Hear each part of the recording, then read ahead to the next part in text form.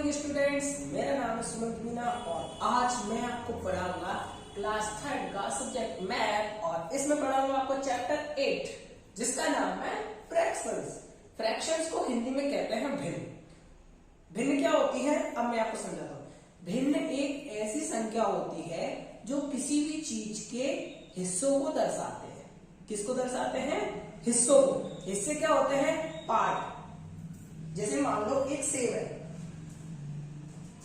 एक रोटी ले लो आप, सेब नहीं, एक रोटी है, ठीक है। एक रोटी के आपने 4 हिस्से किए हैं। कितने हिस्से किए हैं? 4। रोटी से तो समझ में नहीं आया। पिज्जा ले लो, क्या है ये? पिज्जा। एक पिज्जा के आपने कितने हिस्से किए हैं? 4 हिस्से किए हैं। मैं बना ही देता हूं पिज्जा। ये मैंने पिज्जा बना दिया, खाने का नहीं, समझने के लिए, ठीक है। ये मैंने पिज्जा बना दिया। अच्छा तो नहीं है, पता है मुझे, पता नहीं किस किस के मन में पिज्जा खाने का आ रहा होगा। चलो फिर कभी खाएंगे, पहले समझ लो भिन्न फ्रैक्शंस को समझ लो, पढ़ाई पे ध्यान दो, खाने पीने की चीजें बाद में। ये है पिज्जा, ठीक है। अब फ्रैक्शंस क्या होते हैं? फ्रैक्शंस होते हैं जो किसी भी चीज के हिस्सों को दर्शाते हैं, ठीक है।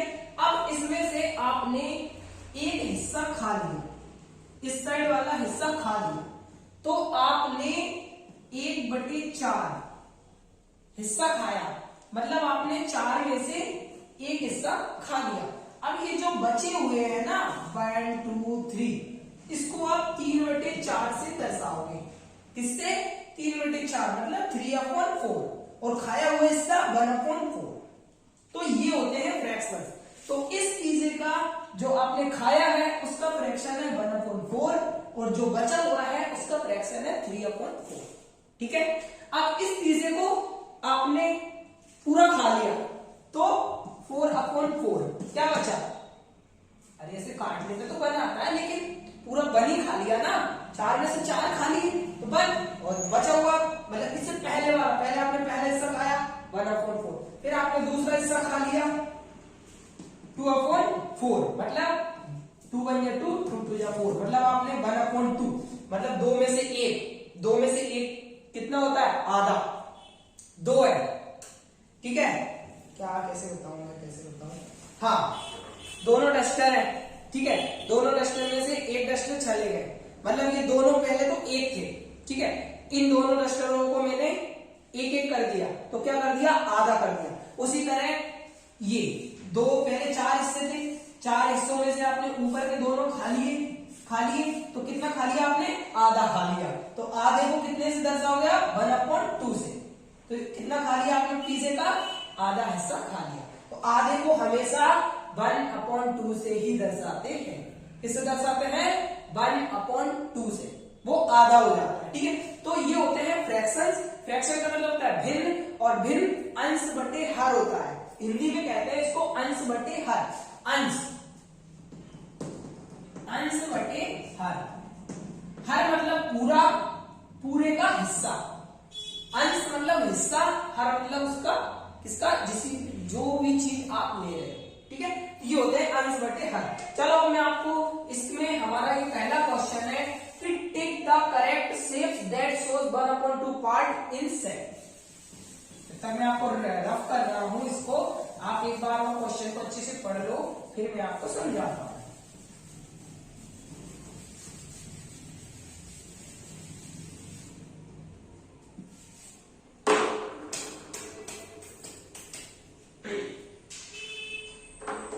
पढ़ लिया कि नहीं पढ़ा? चलो कोई नहीं, मैं पढ़ा देता हूं, आपने तो पढ़ लिया होगा, ठीक है। मैं पढ़ा देता हूँ, कोई दिक्कत नहीं है। नहीं पढ़ा होगा तो भी मैंने क्या रख कर दिया यार। ABCD D, ऐसे लिखते हैं ना, D तो नहीं है, D है, ठीक है। देखो, टिक द करेक्ट, ऐसे टिक करना है, करेक्ट नहीं, टिक द शेप्स, उन शेप्स पर टिक कीजिए दैट, जो कि सो मतलब होता है दिखाना, 1/2 मैंने अभी बताया था, आधा हिस्सा। क्या? आधा हिस्सा। पार्ट इज सेडेड, जो इस पिक्चर है उनमें आधे हिस्से को दिखा रहे हैं, उन पिक्चर ठीक है, चलो करते हैं। पहला है ये, ठीक है, मैं दूसरी चौक ले लेता हूं, ये वाली रेड कलर वाली, अरे रेड वाली नहीं, व्हाइट वाली ले लेते हैं, ठीक है, अरे व्हाइट वाली नहीं लेता, छोड़ो क्या कर रहा हूं, ये वाली ले लेते हैं, येलो कलर, ठीक है। ये है ए वाली, ए वाले में इधर भी इक्वल है, इधर भी इक्वल है, ठीक है। अब ये वाला पार्ट जो यहां पर लिखा दिया हुआ है, मतलब दोनों में से बीच में से काटा है, इसको बीच में से काटा है, मतलब ये एक क्या है, बुक है, बुक का पेज है जिसको बीच में से क्या किया है उन्होंने, काटा है। तो ये क्या है, 1/2 मतलब आधा हिस्सा है, आधा हिस्सा है, तो हमने इस पे क्या कर दिया, टिक कर दिया। अब ये बटरफ्लाई की तरह लग रहा है, किसकी तरह लग रहा है, बटरफ्लाई की तरह लग रहा है। तो बटरफ्लाई तो दोनों साइड इक्वल इक्वल होती है। यहाँ पर देखो मुंह है तो नहीं, लेकिन मैं बना देता हूँ ऐसे, अगर मैंने मुंह इसको बना दिया, इधर इसकी पूंछ जो भी है बना दी, तो अब ये बटरफ्लाई की तरह लगा। अब बटरफ्लाई ऐसी तो होती नहीं है कि इधर से छोटी और इधर से लंबी हो, तो वो तो बीच में से इक्वल ही होगी, तो ये भी क्या है, इक्वल, ठीक है। अब ये इक्वल है क्या, इक्वल है, ये नहीं है, ये क्या है, इधर वाला हिस्सा छोटा है और इधर वाला हिस्सा बड़ा है, तो ये इक्वल नहीं है, तो ये 1/2 मतलब हाफ पार्ट नहीं है। अब आता है ये अभी आप जब क्वेश्चन स्टार्ट कर रहा था तो मैंने इसको लंबा कर दिया है ना, ये इसलिए कर दिया क्योंकि ये इक्वल नहीं था, बुक में मैंने देखा था ये इक्वल नहीं है, इधर वाला हिस्सा थोड़ा लंबा है, इधर वाला हिस्सा थोड़ा छोटा है, तो ये जो ग्रीन ग्रीन हो रहा है, ये पार्ट और ये पार्ट, ये जो खाली है, तो क्या ये दोनों पार्ट इक्वल है, नहीं है, ये खाली वाला पार्ट ज्यादा है और ये कम है, तो ये इक्वल नहीं है। और ये वाला एक स्क्वायर है, ठीक है, स्क्वायर रेक्टेंगल जो भी है, तो क्या ऊपर वाला पार्ट और नीचे वाला पार्ट दोनों इक्वल है, ये इक्वल नहीं है।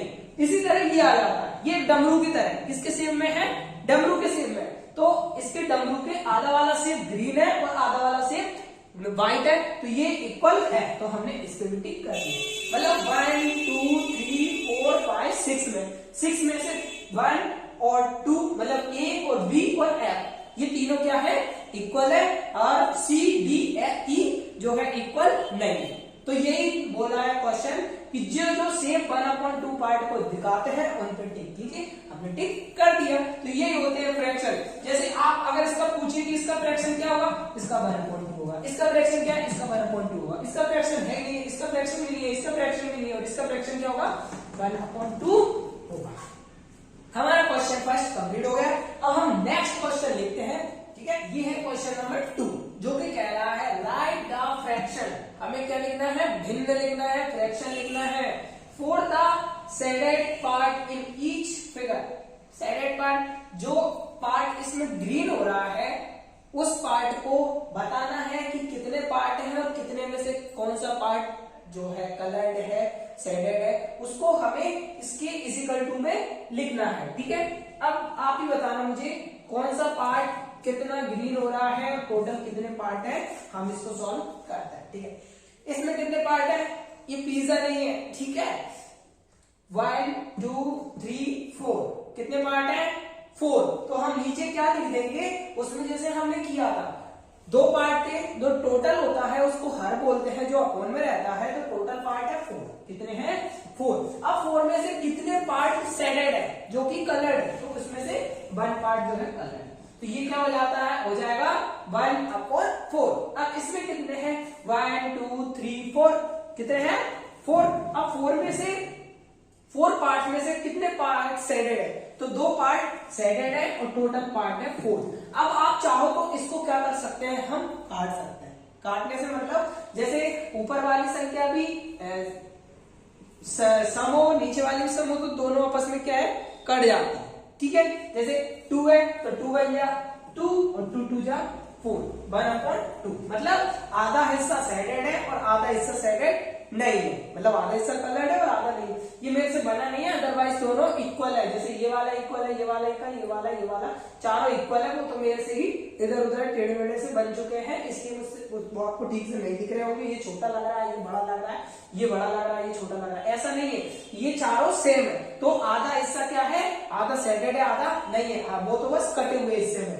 अब ये वाला, इस वाले में टोटल हिस्से कितने, 1 2 3 4, तो टोटल इससे है 4, और 4 में से कितने इससे सेडेड है 1 2 3, 3 इससे क्या है सेडेड है, मतलब 3/4, मतलब 3 पार्ट सेडेड है, किसमें से कितने में से 4 में से।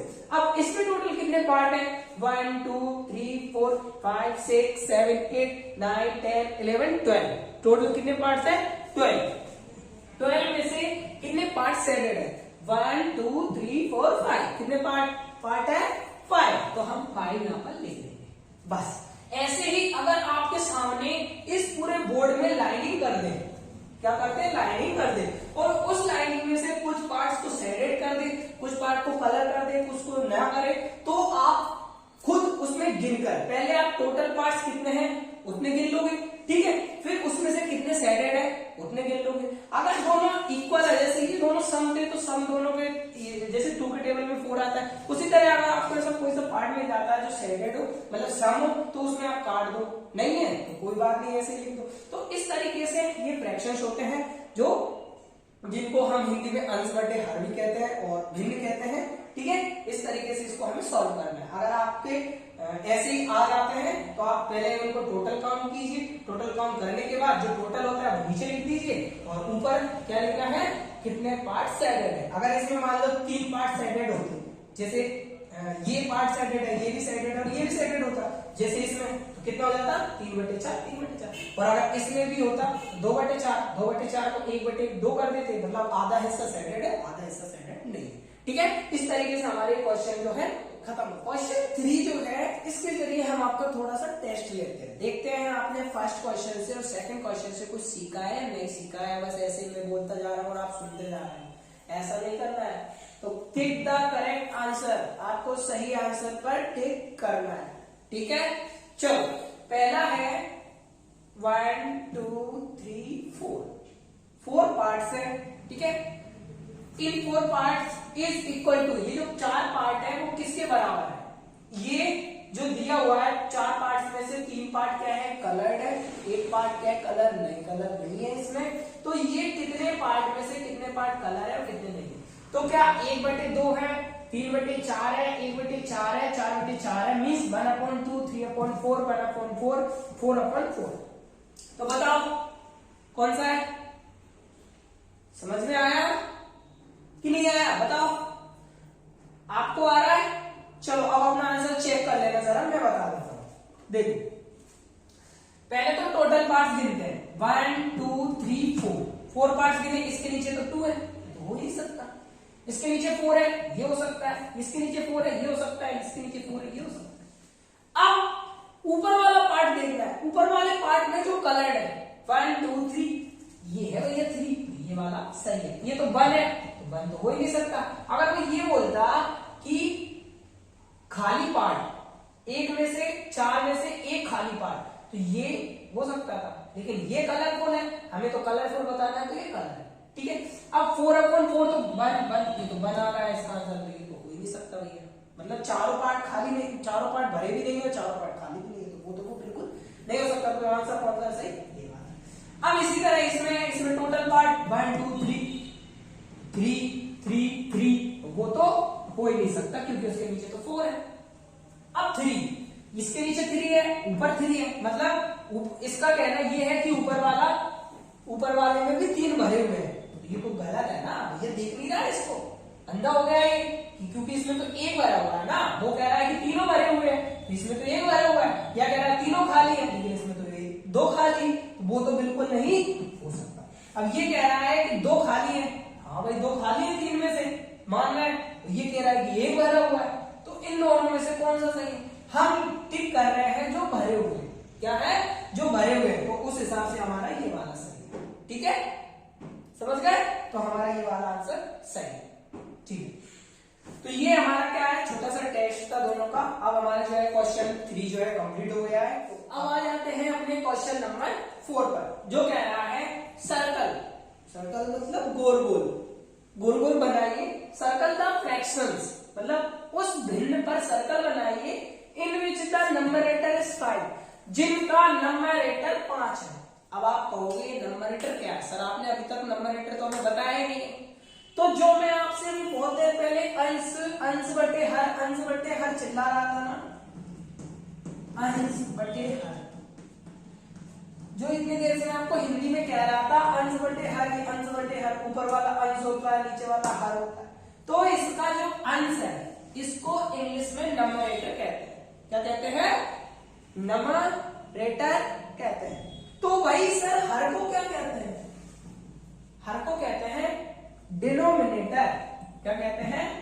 डिनोमिनेटर। क्या कहते हैं हर को? डिनोमिनेटर। और अंश को क्या कहते हैं? नंबरेटर। नंबरेटर, ठीक है। तो अब भैया आपने इंग्लिश में भी पता कर लिया, ठीक है। अब वो कह रहा है, अब तो मेरे को लगता है आपको क्वेश्चन समझ में आ ही गया है, तो आप आंसर कर ही दोगे। उन भिन्न पर सर्कल कीजिए। सर्कल कैसे करना है? ऐसे, मतलब गोल घेरा बनाइए ऐसे करके, जैसा भी आप बनाना चाहो। सर्कल कीजिए जिनका नंबरेटर मतलब अंश 5 है। कर दो फटाफट। अरे यार आ गया ना समझ में? लो मैं कर दूं। इसका नंबरेटर क्या है? 5। इसमें 7 है, इसमें 8 है, इसमें 5 है। 7 8 5। कहोगे सर आधी इंग्लिश आधी हिंदी। भैया ऐसे समझ लो, आधी हिंदी आधी इंग्लिश में समझ लो, ठीक है। 5 है इसका नंबरेटर, इसका 4 है, इसका 4, इसका 1, इसका 5 है। लो ये आंसर हो गया। ऐसे उतारना है और आंसर में क्या कर देना है? इक्वल टू लिख के कैसे कैसे लिख के उनके ऊपर सर्कल कर देना है, आपका आंसर मिल जाता है, ठीक है। अब इसी तरह क्वेश्चन आ जाता है कि डिनोमिनेटर पर सर्कल कीजिए। तो डिनोमिनेटर जिसके नीचे 5 है उसमें सर्कल कर दो। जैसे ये डिनोमिनेटर है, इसका इसके नीचे डिनोमिनेटर है तो इस पे सर्कल कर दो, इसके नीचे डिनोमिनेटर है तो इस पे सर्कल कर दो। तो क्या करना? Circle the fractions in which the numerator की जगह डिनोमिनेटर आ जाए। वो 5 की जगह कुछ भी दे सकता है। सर्कल कीजिए जिसका डिनोमिनेटर 9 है। क्या है? 9 है, उस पर सर्कल कीजिए। तो आप इन पे सर्कल कर दोगे। सिंपल हो गया। बस यही तक हमारे ये क्वेश्चन आंसर्स थे जो कि हमने अब सॉल्व कर दिए, ठीक है। तो ये हमारा फ्रैक्शंस जो है कंप्लीट हो जाता है यहाँ पर।